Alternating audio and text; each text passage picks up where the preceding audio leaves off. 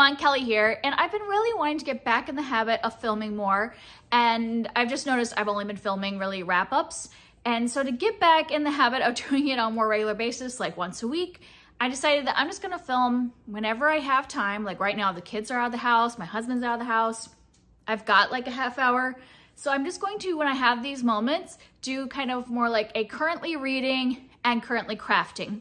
I've noticed that I have like been doing more other hobbies other than just reading lately, because now that we're settled in a house, I have like my sewing machine out more. I have space to have my crafts going. And so this will be more just like a chill. Let's talk about what I am currently reading and what I'm currently making. So first we'll start with the books in case you're not as interested in what I'm crafting. I have a physical book, an ebook, and an audiobook going. So first of all, let's talk about my physical book. I've been reading The Lighthouse Witches by C.J. Cook, and this one is, I think it's a thriller. I don't know that I would call it a horror, at least not at this point. I'm only, like 170 pages in, and so far it doesn't feel like a horror. It feels kind of just like suspense, thriller, mystery type of book. And this one, I have like really been enjoying it and I want to read it more, but my husband is out of town. And it's kind of got this very creepy atmosphere that I'm like, maybe this isn't the best book to read late at night when I am like home alone with the kids. So he comes back tonight. So I will probably be reading this more, you know, intensely now, that it won't like kind of spook me. Because even though I said it's not horror, it definitely has a creepy atmosphere because it's taking place at this lighthouse that's, I think it's in Scotland. Is that, yeah, on a Scottish island, kind of in the middle of nowhere. This woman and her kids are living there alone. She's supposed to be painting a mural inside this lighthouse. And there, it is like a missing persons. So it's taking place in two timelines. That timeline when they're living in the lighthouse, and then like 20 years later when one of the girls that went missing back in the 90s is now found again. So we're kind of going back and forth in those timelines. I was surprised at how quickly we went to the current timeline because we were in the past timeline in the 90s. They're getting used to the lighthouse and kind of, it is kind of a creepy atmosphere out there. And you know, like a cabin in the woods in the lake, out kind of near where the lighthouse is. And there's like gunk in the bottom of the lighthouse because it's not a used lighthouse anymore. So it's kind of just has that creepy atmosphere. And then suddenly we switch to the current timeline and the kid hasn't even gone missing in the old timeline yet. So that did feel kind of like jarring to be pushed into the future and find out that this girl has been missing this whole time when we didn't know that she had gone missing in the past. So I was a little surprised at how quickly the current timeline came in, but I'm definitely interested, want to keep going. And now that my husband will be coming home tonight, I'll feel like better about reading this at night. So that is my physical read. And then my ebook, I do have a physical copy of this, but I've been reading on ebook. And the reason is I just don't like deckled edges. This has deckled edges. And for some reason, I just find it very annoying to read a book with deckled edges physically. And so I have been reading this on ebook. This is The Devil in the Dark Water by Stuart Turton. I really liked his book, The 7.5 Deaths of Evelyn Hardcastle, or 7 Deaths of Evelyn Hardcastle, depending on, I think it was like one thing in the States and one thing in the UK. And this one is a lot more slow moving. So it's taking me a while to get into it. Also, it being the ebook that I read kind of like before bed takes a little longer too. I'm 83 pages in. And I had started this about 3 years ago. I looked on Goodreads. I had started it 3 years ago and gotten 200 pages in, which is like, I think I was around there last time. So I'm not even to the point where I got to last time. I am enjoying this. I think I put it down last time because I was reading it around December and, you know, all the holiday stuff started and I just got busy and put it down, and then I forgot to pick it back up.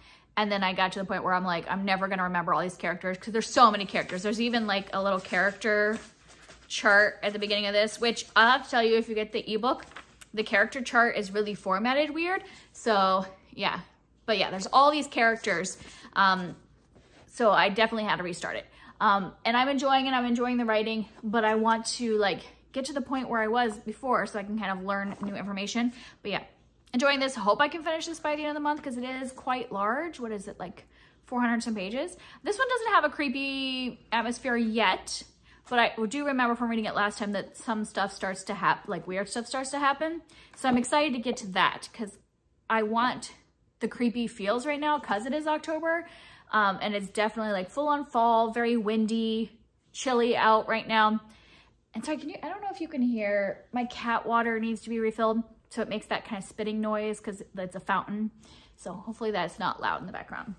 So that's my ebook. And then my audiobook, I don't have a physical copy of, is the third book in the Diviners. It's Before the Devil Breaks You, I believe, by Libba Bray. And this one, I just started it, did I start it yesterday or 2 days ago? And I'm already a quarter of the way through.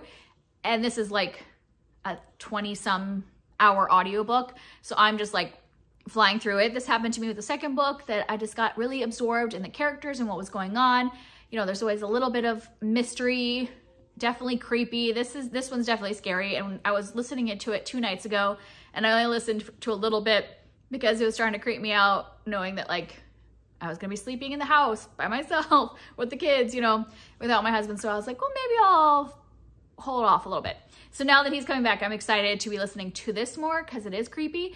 It's kind of hard to say what it's about at this point since it's the third in a series, but like the basic concept of this whole series, that there are diviners, these people with like powers to do different things, and they have to come together to like defeat a big bad. But there's definitely like ghosts and paranormal things happening. And so it definitely has fall vibes, and I'm excited to be reading it right now. I even think the cover is pretty creepy on this one, so I'm glad I'm listening to it so I don't have to like look at the cover all the time while I'm reading.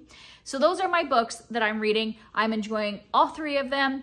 They all have definite fall vibes, so I am like living the fall life right now. So now in terms of what crafts I've been working on, I have a project that I've finished the top. So like in quilting, there's kind of like finishing the top of the quilt. That's like one accomplishment. And then I have to get around to actually quilting it and, you know, putting the like quilt front batting and backing together. But I'm calling this finished in terms of I finished the top. So yay, exciting. And I will eventually quilt it. It's gonna be hard to show you the whole thing here. I'll show you a picture once I've showed you kind of the beginning. It's got a modern feel. I joined this like modern quilt guild, and modern, like usually there's more like blank space. So on this one, the blank space is the navy. Uses a lot more like plain colored fabric instead of patterns. And so I've never really made a modern quilt. And so I decided to give it a try. And I really like the kind of jewel tones that this one has. So it is going to be a throw quilt. So it's a pretty long throw quilt, like a kind of quilt you would sit on the couch and cuddle under. I wanted it big enough that like, you know, either both kids could fit under it, or one adult and a kid could fit under it. And that if you were to lay out on the couch, it would fit the whole length of you. So I think it's gonna be, I think it's like 70 inches long. So I will show you a picture of the finished top that I have here. So you can kind of see the entire design. And then eventually I will get around to buying some batting. I already have the backing, and then I'll put it together, but I at least finished the top. So that was exciting. And then a project I'm in the middle of is, I am a beginner knitter. I just started knitting in the spring, and now I am taking a class to learn how to knit a hat. I'll show you a picture from the pattern so you see what the hat should look like at the end. Hopefully my hat will look like this. If you want to see kind of like my yarn, it's kind of like it looks black, but it's like a navy base. It's like a darker navy-ish black base with all these colors. I like, as a beginner knitter, using these kind of like, I don't know what you call them, mottled, you know, like the marbled colors, because it hides my mistakes if there's like different colors catching your eye. So I am just on the rim right now, so you can kind of see that I am working on the rim, where I'm alternating between knit and purl all the way around. I'm getting very close to finishing the rim. I'm supposed to have 1.25 inches of a rim. I think I only have to go one more time around. Then I'll finish the rim and can actually work on the main part of the hat. So you can kind of see though what I mean about like the colors, kind of distracting you if there's any imperfections. So that is what I am kind of just starting on now. So I've kind of like finished the top of my quilt, starting my hat. And I've been quilting and knitting and doing some crocheting lately. So I just feel like I'm really getting into more hobbies, and I can also listen to audiobooks sometimes while I do these hobbies. So I can combine those. I'm still like a very beginner knitter and have to concentrate. So I haven't really gotten to where I'm listening to audiobooks while knitting. Once I get to the part of the hat where I'm just doing the knit stitch all the way around or like purl stitch all the way around or whatever, it'll be easier to listen. Right now when I'm like knit, purl, knit, purl, knit, purl, I still have to really concentrate since I'm beginning.